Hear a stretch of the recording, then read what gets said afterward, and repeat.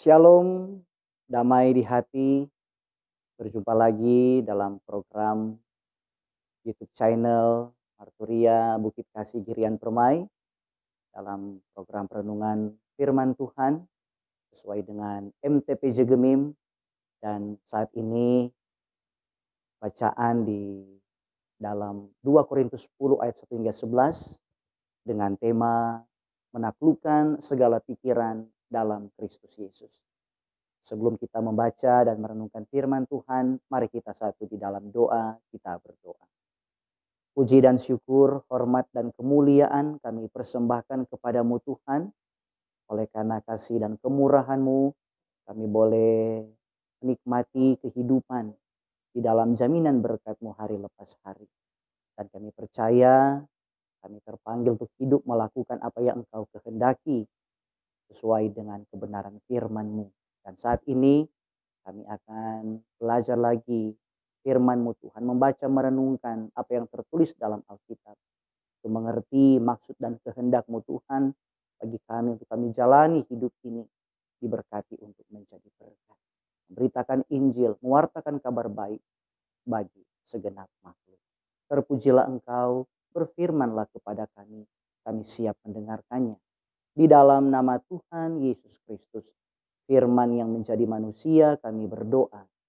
Amin. Saudaraku yang diberkati dan dikasihi Tuhan, sekali lagi bacaan kita saat ini dari 2 Korintus pasal 10 ayat 1 hingga 11. Saya bacakan buat saudara-saudara sekalian. Aku Paulus, seorang yang tidak berani bila berhadapan muka dengan kamu, tetapi berani terhadap kamu bila berjauhan. Aku memperingatkan kamu demi Kristus yang lemah lembut dan ramah.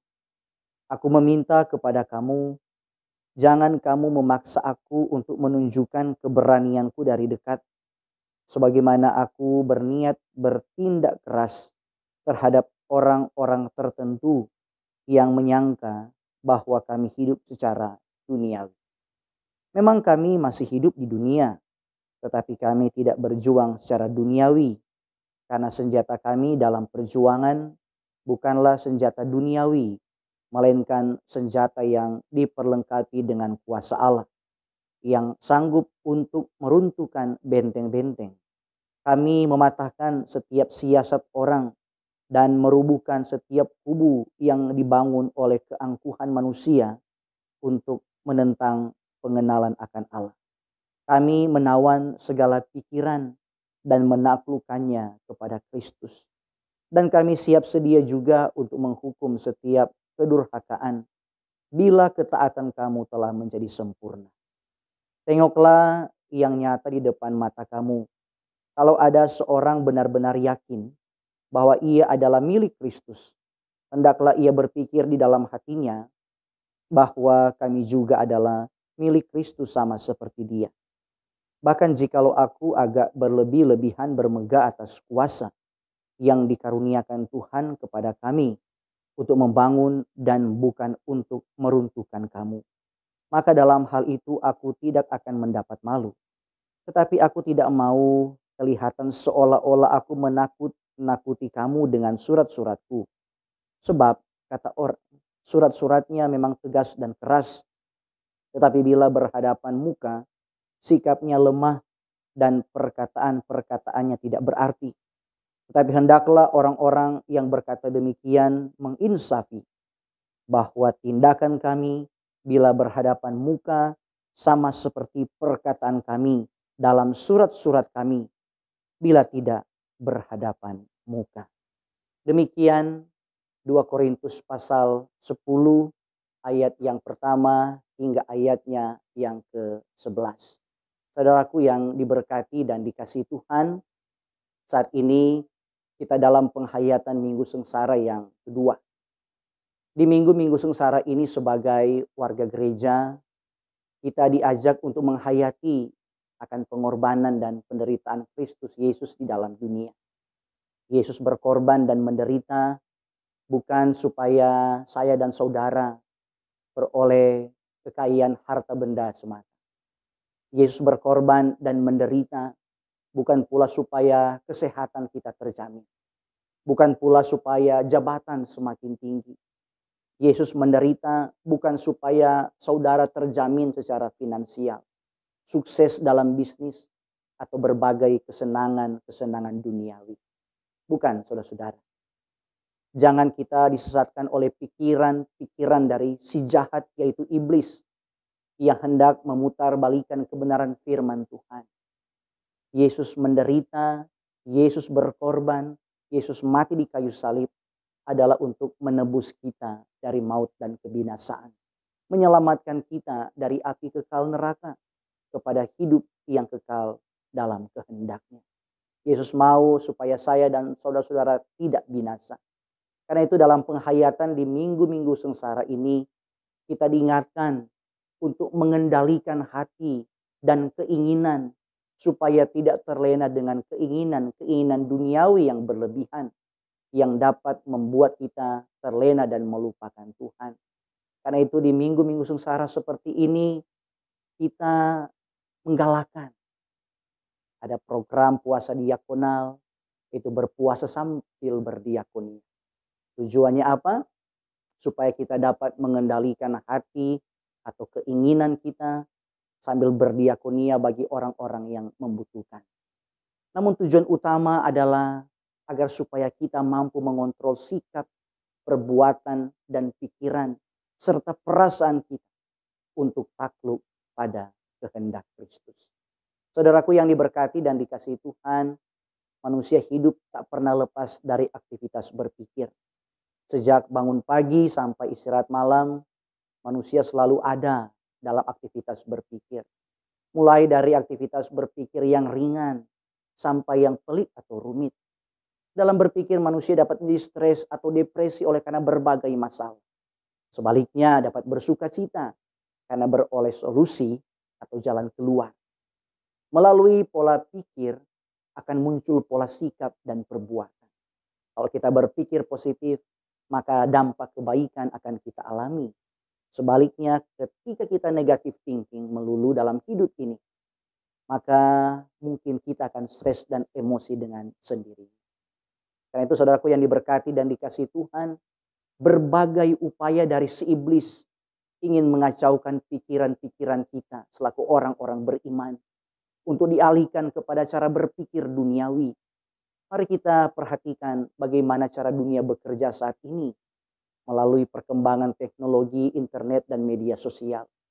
Pertama, manusia selalu dibuat merasa kurang melalui produk-produk yang selalu baru setiap waktu yang ditawarkan. Karena itu manusia harus berusaha memenuhi kekurangan-kekurangannya. Bukan soal kebutuhan lagi, melainkan keinginan. Apalagi yang ingin flexing di dalam kehidupan atau pamer. Karena itu manusia akan berusaha menghalalkan segala cara untuk memenuhi keinginannya apapun caranya.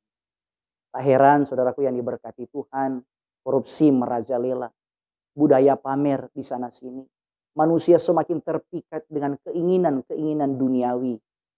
Bukan hanya melanda lembaga-lembaga duniawi, melainkan juga dalam lembaga-lembaga gerejawi. Yang seharusnya keutamaan rohani, namun sekarang semakin sekuler atau duniawi. Karena itu sebagai orang percaya, kita mempunyai cara atau solusi untuk keluar dari situasi yang semakin buruk ini. Yaitu dengan menaklukkan segala pikiran kita dalam Kristus Yesus. Dalam hal ini kita perlu belajar dari Rasul Paulus melalui bacaan kita saat ini. Saudara, Rasul Paulus adalah seorang yang melayani dengan totalitas. Dia mencurahkan seluruh pikirannya, tenaganya, waktunya, bahkan juga uangnya atau penghasilannya untuk melayani Tuhan Yesus, melayani orang lain secara tulus, memberitakan Injil, sekalipun penuh dengan tantangan dan pergumulan. Sekalipun demikian, dia tidak bebas dari berbagai tantangan dari orang-orang yang mungkin cemburu, iri terhadapnya. Dalam bacaan Alkitab kita saat ini jelas bahwa ada orang yang menuduh dia sebagai seorang yang hidup secara duniawi. Dan ada pula orang yang menganggap dia tidak memiliki integritas. Surat-suratnya tegas dan keras, tetapi sikapnya lemah dan perkataannya tidak berarti atau sekedar omong kosong. Itu tuduhan mereka. Kedua tuduhan tersebut berbahaya dan bisa merusak pelayanannya serta merongrong kepemimpinan.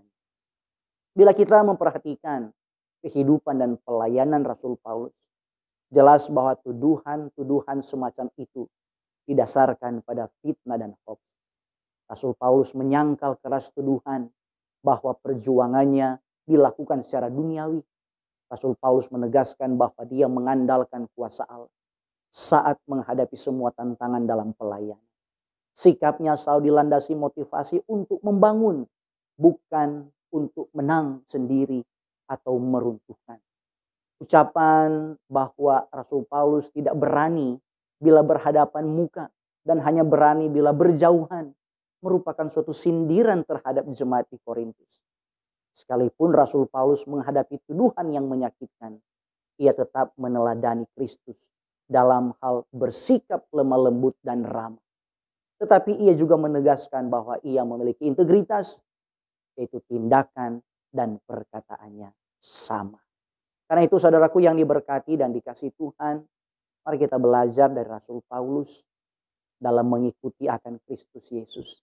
Dengan segenap hati, dengan sungguh-sungguh menaklukkan segala egonya, bahkan pikirannya di dalam Kristus Yesus. Sekalipun banyak tantangan, pergumulan dan penderitaan, ia tetap setia untuk melayani.